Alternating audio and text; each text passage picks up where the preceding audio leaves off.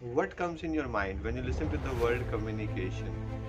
You must be thinking of people who have large following, who can influence others, or you must be thinking about English. Many people relate communication with English. Communication does not start from speaking. Actually, it starts from listening. So in this video, you are going to learn what are some of the useful tips that you can use to become an extraordinary communicator. So let's start this video.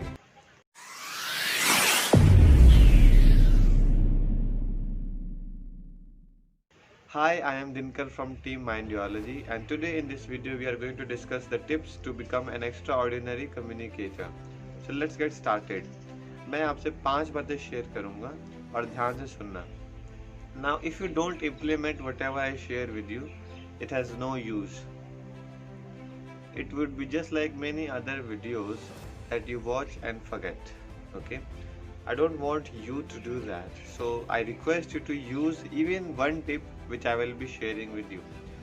So let's first understand what bad communication looks like. So if there is no active listening, that is a sign of bad communication. If you just shout to prove yourself in front of others or during a conversation, that is also a sign of bad communication. Whenever you're talking with people, make sure that you have full presence of mind, and that helps you to know the situation better. Don't debate but have a conversation. I've seen many people, they keep on shouting to prove their points. People are having conversation. I've seen some people, they just want to prove their points. They just want to tell other person how good they are, how good knowledge they have. But that's actually not true.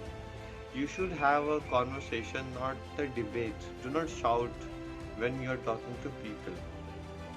The next tip is have a conversation with expected outcome.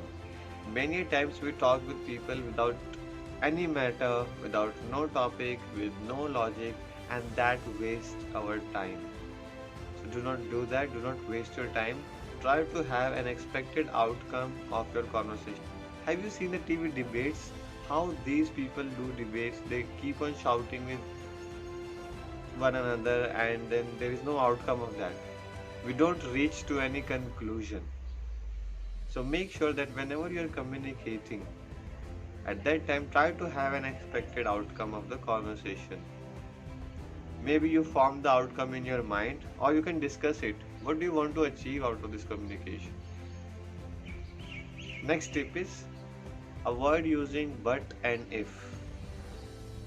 This is one mantra of communication. When you use the words but and if, it makes you look more of a negative person. So try to avoid using these words. In place of them, you can use words like or and.